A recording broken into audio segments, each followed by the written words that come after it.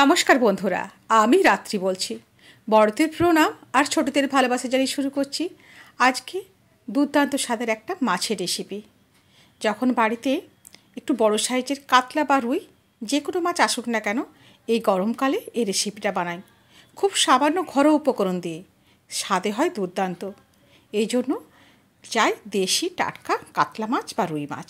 এখানে আমি আজকে কাতলা মাছই নিয়েছি। মাছটা ধুয়ে পরিষ্কার করে নিয়েছি আর নুন আর হলুদ মাখিয়ে 10 মিনিটের জন্য রেখে দিয়েছি। রান্নাটা করব সম্পূর্ণ সর্ষের তেলে আর আলু দিয়ে। সেই কারণে আলুগুলো লম্বা লম্বা করে কেটে ধুয়ে পরিষ্কার করে রেখে দিয়েছি। একটা মাঝারি মাপের আলুকে 4 টুকরো করেছি লম্বা লম্বা করে। সাথে 4খানা টমেটো, 2খানা পেঁয়াজ আর কাঁচা লঙ্কা বেশ কয়েকটা ছোট ছোট করে কুচিয়ে চিড়ে রেখে দিয়েছি। প্রথমে 150 গ্রাম তেলে মাছটা রান্না করব। পুরো 150 গ্রাম তেল নিয়ে নিয়েছি। এবারে মাছগুলোকে খুব ভালোভাবে ভেজে নিচ্ছি। খুব কড়া করেও ভাজবো না, আবার হালকাভাবেও ভাজবো না, মাঝামাঝি টাইপের করে ভাজবো। যেহেতু বড় মাছ সেই জন্য একটু কড়া করেই ভাজছি, মানে খুব কড়া নয়, মাঝারি পারে। দেখো, দুইবারে মাছগুলোকে উল্টে নিচ্ছি। মাছের তেলে এক প্রকার মাছটা ভাজা হয়ে যাচ্ছে। যেহেতু মাছটা বড় সাইজের সেই কারণে মাছ থেকে অনেকটাই তেল বেরোচ্ছে। প্রথম লটের মাছ ভেজে নিলাম, আবার ওই তেলে সমস্ত মাছগুলোকে ভেজে নিচ্ছি।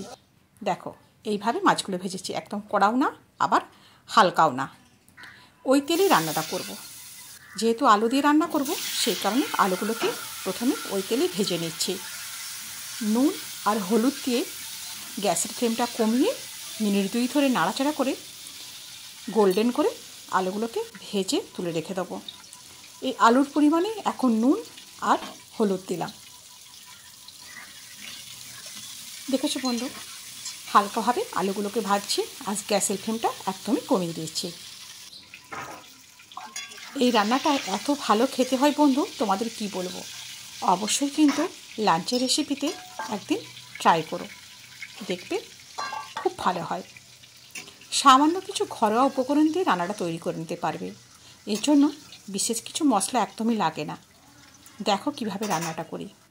আলুগুলো ভেজে তুলে রেখে ওই তেলে একটা শুকনো লঙ্কা, 1 চিমটে গোটা জিরে আর তেজপাতা দিয়ে ফোড়ন দিয়ে দিলাম। ফোড়নটা যেই হয়ে গেল, কুচনো পেঁয়াজটা দিয়ে দিচ্ছি। এখানে আমি 2টো মাঝারি মাপের পেঁয়াজ দিয়েছি। পেঁয়াজটা একদম কড়া করে ভাজবো না, হালকা যখন গোল্ডেন ব্রাউন ধরবে তখনই এর সাথে অ্যাড করে দেবো ওই কেটে রাখা টমেটো আর কাঁচা লঙ্কা। দেখেছো, পেঁয়াজটা কিন্তু গোল্ডেন রং ধরতে শুরু করেছে। আমিও দিয়ে দিলাম টমেটো, কাঁচা লঙ্কা দিয়ে অল্পখানি নাড়াচাড়া করছি। এবারে এর সাথে অ্যাড করে দিচ্ছি পরিমাণ মতো হলুদের গুঁড়ো, আদা বাটা আর দিলাম পরিমাণ মতো নুন। এই 3টি মশলাই এখন দিলাম। আর বিশেষ কিছু মশলা এর সাথে অ্যাডও করব না। গুঁড়ো লঙ্কা দেওয়া যেতে পারে, কিন্তু এই গরমকালে লঙ্কার গুঁড়ো খাওয়া একদমই ভালো না। ঝালটা আমি প্রধানত নিচ্ছি এই কাঁচা লঙ্কা থেকে, আর কালারটা টমেটো দিয়েই চলে আসবে। মশলাটা কষানো হয়ে গেছে মিনিট 2-3 ধরে, তেল ছাড়তে শুরু করেছে। আমি এই অবস্থায় দিয়ে দিলাম ভেজে রাখা আলু আর তার সঙ্গে 1 চিমটে চিনি। এই চিনি দিলে এই সময় কালারটা ভীষণ ভালো আসে আর স্বাদের ব্যালেন্সটাও খুব ভালো হয়। মশলাটা কষিয়ে নিচ্ছি যতক্ষণ না এই সমস্ত কিছু থেকে একটু তেল ছেড়ে বেরিয়ে আসবে। মাঝে মাঝে নাড়াচাড়া করছি আর মশলাটাকে কষাচ্ছি। দেখেছো কি সুন্দরভাবে কষানো হয়ে গেছে আর তেল ছাড়তেও শুরু করেছে। এই অবস্থায় আমি দিয়ে দেবো পরিমাণ মতো জল। এখানে আমি প্রায় 1 লিটার পরিমাণ জল দিলাম। মাছটা ছিল প্রায় 1.5 কিলোর মতো। এবারে একটা ঢাকা চাপা দিয়ে দিলাম। গ্যাসের ফ্লেমটা মিডিয়ামে রেখেছি। 5 মিনিট বাদে ফিরে আসছি। দেখো, ঝোলটা একদম টকপক করে ফুটতে শুরু করেছে। আমিও দেখে নিচ্ছি ঝোলের পরিমাণটা ঠিকঠাক আছে কিনা। দেখছি হ্যাঁ, আলুটা প্রায় 60% মতো সেদ্ধ হয়ে গেছে আর ঝোলটা একটু পাতলা আছে আর একটুখানি ঘন হবে। এবারে এই অবস্থায় আমি দিয়ে দেবো ভেজে রাখা মাছের টুকরোগুলোকে। মাছের টুকরোগুলোকে দিয়ে আবার 5 মিনিট লো ফ্লেম করে ফুটিয়ে নেব।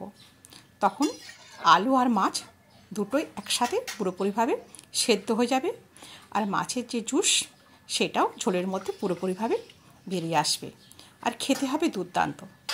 দেখো, মাছগুলোকে দিয়ে দিয়েছি। এবার একটু নাড়াচাড়া করে গ্যাসের ফ্লেমটা লো করে আমি একটা ঢাকা চাপা দিয়ে রেখে দিচ্ছি। ফিরে আসছি প্রায় 4-5 মিনিট বাদে। 4-5 মিনিট বাদে দেখো কি অবস্থা হয়। তারই ফাঁকে একটা কাজ সেরে নিচ্ছি। এই যে বিশেষ মশলাটা দেবো, এখানে আমি গোটা ধনে, 1 চামচ গোটা জিরে আর একটা শুকনো লঙ্কা শুকনো কড়াতে করে রোস্ট করে নিচ্ছি। আবার এগুলোকে ঠান্ডা করে গুঁড়িয়ে নেব। ফিরে এসে দেখছি ঝোলটা একদমই পুরোপুরি রেডি হয়ে গেছে, আর আলুও একদম ভুরভুরেভাবে সেদ্ধ হয়ে গেছে, আমি ঠিক যেমনটা চেয়েছিলাম। সেই জন্য এবারে রোস্টেড মশলাটাকে এর উপর ছড়িয়ে দিয়ে হালকা হাতে নাড়াচাড়া করে ফুটিয়ে নেব 1 মিনিটের জন্য। দেখেছো বন্ধু, কি সুন্দরভাবে আলুগুলো সেদ্ধ হয়ে গেছে, আর মাছটা খুব ভালোভাবেই সেদ্ধ হয়ে গেছে। আর ঝোলের টেক্সচারটা আমি যেভাবে রাখবো ভেবেছি ঠিক সেরকমটাই হয়ে গেছে। দেখেছো, পাতলা পাতলা টাইপের, একদম জলের মতোও না, খুব সুন্দর দেখতেও হয়েছে আর খুব সুগন্ধও বেরিয়েছে। বন্ধুরা, আশা করছি আজকের রেসিপিটা তোমাদের ভালো লাগবে। যদি ভালো লাগে অবশ্যই চ্যানেলটাকে সাবস্ক্রাইব করে আমার পাশে থেকো। আর যে কোনো অনুষ্ঠান বাড়িতে বা দুপুরের লাঞ্চের সময় এই রেসিপিটা তোমরা বানিয়ে নিতেই পারো। দেখা হচ্ছে খুব শীঘ্রই আবার ঘরোয়া রেসিপির সাথে তোমাদের সঙ্গে নিয়ে। সবাই ভালো থেকো, সুস্থ থেকো। হ্যাঁ বন্ধু, আমায় মনে রেখো। ধন্যবাদ।